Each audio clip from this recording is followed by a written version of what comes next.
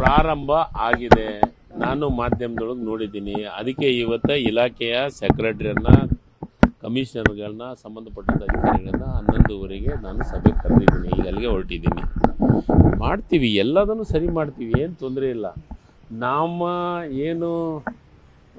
ನಾವು tentative date ಏನು ಇಟ್ಕೊಂಡ್ತೀವಿ ಆ ಡೇಟ್ನೊಳಗೆ ಸರ್ವೆ ಮುಗಿಸುವಂಥ ಕೆಲಸವನ್ನು ಮಾಡ್ತೀವಿ. ಸಣ್ಣ ನಮಗೆ ಎಷ್ಟು ಇವತ್ತಿನವರೆಗಿನ ಎಷ್ಟಾಗಿದೆ ಏನಾಗಿದೆ ಅಂತ ಅಂಕಿಅಂಶಗಳನ್ನು ಇಲಾಖೆಯ ಅಧಿಕಾರಿಗಳ ಜೊತೆಗೆ ಮಾತಾಡಿದ ಮೇಲೆ ನಿಮಗೆ ಬೇಕಂದ್ರೆ ನಾನು ಮಾಹಿತಿಯನ್ನು ಕೊಡುವಂಥ ಕೆಲಸವನ್ನು ಮಾಡ್ತೀನಿ. ಏನು ಸಣ್ಣ ಪುಟ್ಟ ಗೊಂದಲಗಳು ಇರ್ತಾವೇನೋ ಅಂದರೆ ಇದು ಏನು ನಮ್ಮ ಆನ್ಲೈನ್ದೊಳಗೆ ಇರೋದ್ರಿಂದ ಕೆಲವೊಂದಿಷ್ಟು ಏನೋ ನಮ್ಮ ಇದರೊಳಗೆ ಸರ್ವರ್ಸ್ ಆ ಸಮಸ್ಯೆ ನಾನು ಇವತ್ತು ಮಾಧ್ಯಮದೊಳಗೆ ನೋಡಿದ್ದೀನಿ. ಸಮಸ್ಯೆ ಇದೆ. ನಿರ್ಭೀತ, ನಿಷ್ಪಕ್ಷಪಾತ, ವಿಶ್ವಾಸಾರ್ಹ ಸುದ್ದಿಗಳಿಗೆ ಮತ್ತೊಂದು ಹೆಸರಾಗಿರೋ ನ್ಯೂಸ್ 18 ಕನ್ನಡ ಈಗ ಆಪ್ನಲ್ಲೂ ಲಭ್ಯ ಇದೆ. ದಯವಿಟ್ಟು ಇಲ್ಲಿರೋ QR ಕೋಡ್ ಅನ್ನು ಸ್ಕ್ಯಾನ್ ಮಾಡಿಕೊಂಡು ಆಪ್ ಡೌನ್ಲೋಡ್ ಮಾಡೋದಕ್ಕೆ ಮರಿಬೇಡಿ. ನಿಮ್ಮ ಬೆಂಬಲ ಹೀಗೆ ಸದಾ ನಮ್ಮೊಂದಿಗಿರಲಿ. ಧನ್ಯವಾದ. ಅಂಥ ಸಮಸ್ಯೆಗಳನ್ನು ಸರಿ ಮಾಡೋಂಥ ಕೆಲಸ ಆಗುತ್ತೆ. ಯಾವುದೇ ಕಾರಣಕ್ಕೂ ಸರ್ವೆ ಇವತ್ತು ಅಥವಾ ನಾಳೆ ಅನ್ನೋದ್ರಾಗೆ ಎಲ್ಲ ಅಪ್ಡೇಟ್ ಆಗುತ್ತೆ. ಇವತ್ತು ನನಗಿದ್ದ ಮಾಹಿತಿ ಇವತ್ತು ಸಾಯಂಕಾಲ ಅನ್ನೋದ್ರಾಗೆ ಎಲ್ಲ ಅಪ್ಡೇಟ್ ಆಗುತ್ತೆ. ಸರಿಯಾಗಿ ತರಬೇತಿ ಆಗಿಲ್ಲ, ಸತ್ತಿರೋ ಶಿಕ್ಷಕರ ಹೆಸರುಗಳನ್ನು ಪಟ್ಟಿದ್ದಾರೆ. ತರಬೇತಿದಾರರಿಗೆ ಸರಿಯಾಗಿ ತರಬೇತಿ ಆಗಿಲ್ಲ. ಆಮೇಲೆ ಸತ್ತಿರೋರ ಹೆಸರುಗಳನ್ನು ತರಬೇತಿಲಿ ಸರ್ವೆಗೆ ಫಿಕ್ಸ್ ಮಾಡಿದ್ದಾರೆ. ಇಲ್ಲ, ನೀನೇ ಒಂದು ಮಿಸ್ಟೇಕ್ ಸಣ್ಣ ಪುಟ್ಟ ನನಗೂ ಮಾಹಿತಿ ಇಲ್ಲ, ಅದನ್ನು ತೆಗೆದು ಕೇಸ್ ನಾನು ನೋಡ್ತೀನಿ. ಬಟ್ ಎಲ್ಲದನ್ನು ಈಗಾಗಲೇ ಸರ್ವೆ ಕಾರ್ಯಕ್ಕೆ ಪ್ರಾರಂಭ ಆಗೈತೆ. 2 ದಿವಸ ಆಯಿತು. ಬೆಂಗಳೂರೊಳಗೆ ಮಾತ್ರ ಒಂದು 2 ದಿವಸ ಲೇಟ್ ಮಾಡಿ ಸ್ಟಾರ್ಟ್ ಮಾಡಬೇಕಂತ ಮಾಡಿದ್ದೀವಿ.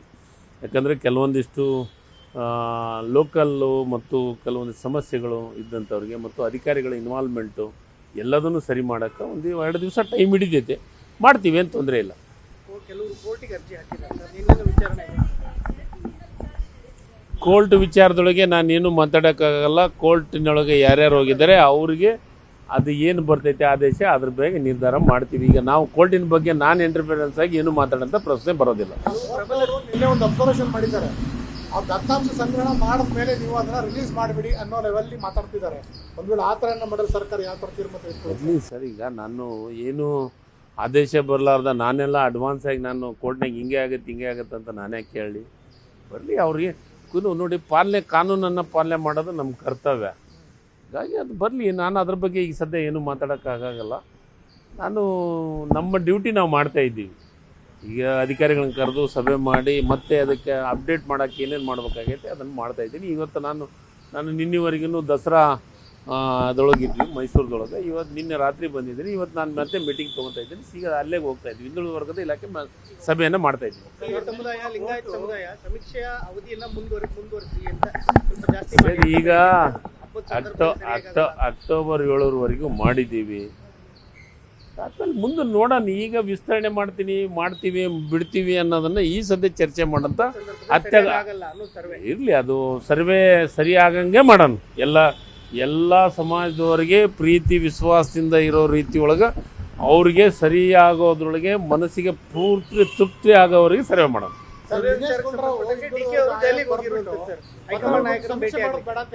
ಯಾರು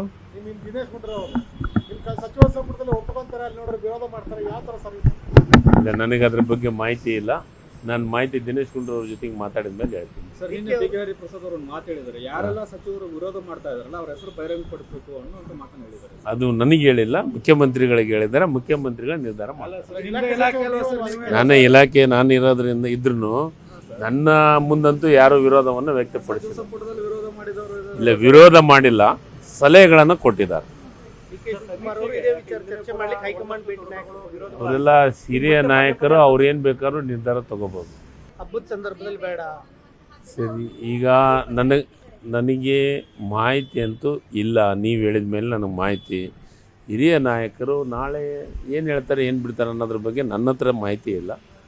ಹೇಳಿದರೆ ನಾವು ಅದು ಮುಖ್ಯಮಂತ್ರಿಗಳ ಗಮನಕ್ಕೆ ತರುವಂಥ ಕೆಲಸವನ್ನು ಮಾಡ್ತೀವಿ.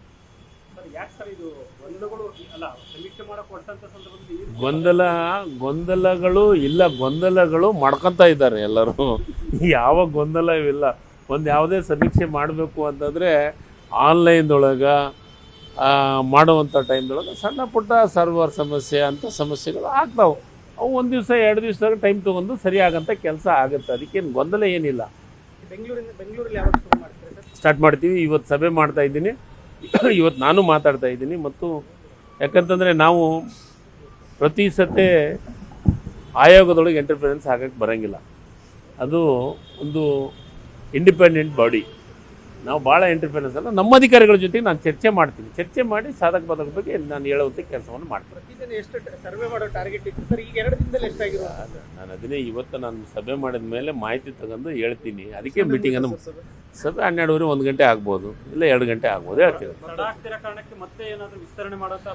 ಸರಿ, ಈಗ ವಿಸ್ತರಣೆ ಸುದ್ದಿನೇ ಬೇಡ.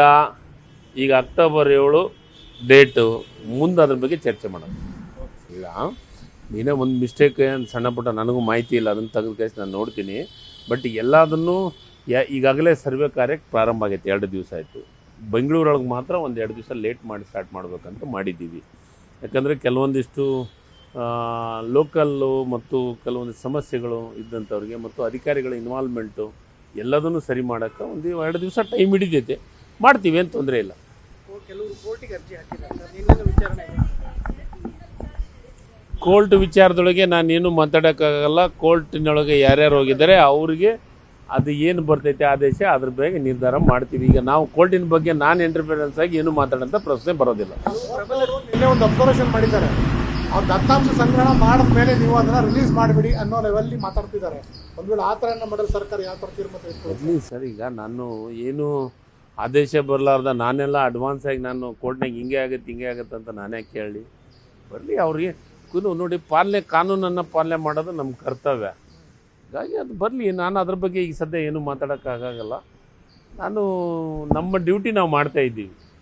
ಈಗ ಅಧಿಕಾರಿಗಳನ್ನ ಕರೆದು ಸಭೆ ಮಾಡಿ ಮತ್ತೆ ಅದಕ್ಕೆ ಅಪ್ಡೇಟ್ ಮಾಡೋಕ್ಕೆ ಏನೇನು ಮಾಡಬೇಕಾಗೈತೆ ಅದನ್ನು ಮಾಡ್ತಾಯಿದ್ದೀನಿ. ಇವತ್ತು ನಾನು ನಿನ್ನೆವರೆಗೂ ದಸರಾ ಅದರೊಳಗಿದ್ವಿ ಮೈಸೂರದೊಳಗೆ. ಇವತ್ತು ನಿನ್ನೆ ರಾತ್ರಿ ಬಂದಿದ್ದೀನಿ. ಇವತ್ತು ನಾನು ಮತ್ತೆ ಮೀಟಿಂಗ್ ತೊಗೊತಾ ಇದ್ದೀನಿ. ಈಗ ಅಲ್ಲೇ ಹೋಗ್ತಾ ಇದ್ವಿ. ಹಿಂದುಳಿದ ವರ್ಗದ ಇಲಾಖೆ ಸಭೆಯನ್ನು ಮಾಡ್ತಾ ಇದ್ವಿ. ಸಮುದಾಯ, ಲಿಂಗಾಯತ ಸಮುದಾಯ ಸಮೀಕ್ಷೆಯ ಅವಧಿಯನ್ನು ಮುಂದುವರಿಸಿ ಅಂತ ಸ್ವಲ್ಪ ಜಾಸ್ತಿ ಸರಿ, ಈಗ ಅಕ್ಟೋಬರ್ 7 ಮಾಡಿದ್ದೀವಿ. ಆದ್ಮೇಲೆ ಮುಂದೆ ನೋಡೋಣ. ಈಗ ವಿಸ್ತರಣೆ ಮಾಡ್ತೀವಿ ಬಿಡ್ತೀವಿ ಅನ್ನೋದನ್ನು ಈ ಸದ್ಯ ಚರ್ಚೆ ಮಾಡೋಂಥ ಇರಲಿ. ಅದು ಸರ್ವೆ ಸರಿಯಾಗಂಗೆ ಮಾಡೋಣ. ಎಲ್ಲ ಸಮಾಜದವರಿಗೆ ಪ್ರೀತಿ ವಿಶ್ವಾಸದಿಂದ ಇರೋ ರೀತಿ ಒಳಗೆ ಅವ್ರಿಗೆ ಸರಿಯಾಗೋದ್ರೊಳಗೆ ಮನಸ್ಸಿಗೆ ಪೂರ್ತಿ ತೃಪ್ತಿ ಆಗೋವರೆಗೆ ಸರ್ವೆ ಮಾಡೋಣ.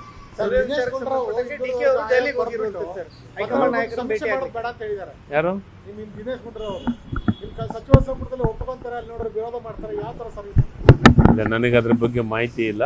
ನಾನು ಮಾಹಿತಿ ದಿನೇಶ್ ಗುಂಡೂರಾವ್ ಅವ್ರ ಜೊತೆಗೆ ಮಾತಾಡಿದ ಮೇಲೆ ಹೇಳ್ತೀನಿ. ಸರ್, ನಿನ್ನೆ ಡಿ.ಕೆ. ಪ್ರಸಾದ್ ಅವರು ಮಾತು ಹೇಳಿದ್ದಾರೆ, ಯಾರೆಲ್ಲ ಸಚಿವರು ವಿರೋಧ ಮಾಡ್ತಾ ಇದಾರಲ್ಲ ಅವ್ರ ಹೆಸರು ಬಹಿರಂಗಪಡಿಸಬೇಕು ಅನ್ನುವಂತ ಮಾತನ್ನು ಹೇಳಿದ್ದಾರೆ. ಅದು ನನಗೆ ಹೇಳಿಲ್ಲ, ಮುಖ್ಯಮಂತ್ರಿಗಳಿಗೆ ಹೇಳಿದ್ದಾರೆ. ಮುಖ್ಯಮಂತ್ರಿಗಳು ನಿರ್ಧಾರ ಮಾಡ್ತಾರೆ. ನನ್ನ ಇಲಾಖೆ ನಾನು ಇರೋದ್ರಿಂದ ಇದ್ರೂ ನನ್ನ ಮುಂದಂತೂ ಯಾರು ವಿರೋಧವನ್ನು ವ್ಯಕ್ತಪಡಿಸಿಲ್ಲ. ಇಲ್ಲ, ವಿರೋಧ ಮಾಡಿಲ್ಲ, ಸಲಹೆಗಳನ್ನು ಕೊಟ್ಟಿದ್ದಾರೆ. ಅವರೆಲ್ಲ ಹಿರಿಯ ನಾಯಕರು, ಅವ್ರೇನ್ ಬೇಕಾದ್ರೂ ನಿರ್ಧಾರ ತಗೋಬಹುದು.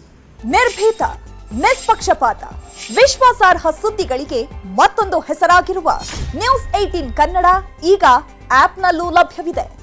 ದಯವಿಟ್ಟು ಇಲ್ಲಿರುವ QR ಕೋಡ್ ಸ್ಕ್ಯಾನ್ ಮಾಡಿಕೊಂಡು ಆಪ್ ಡೌನ್ಲೋಡ್ ಮಾಡೋದಕ್ಕೆ ಮರಿಬೇಡಿ. ನಿಮ್ಮ ಬೆಂಬಲ ಹೀಗೆ ಸದಾ ನಮ್ಮೊಂದಿಗಿರಲಿ. ಧನ್ಯವಾದ.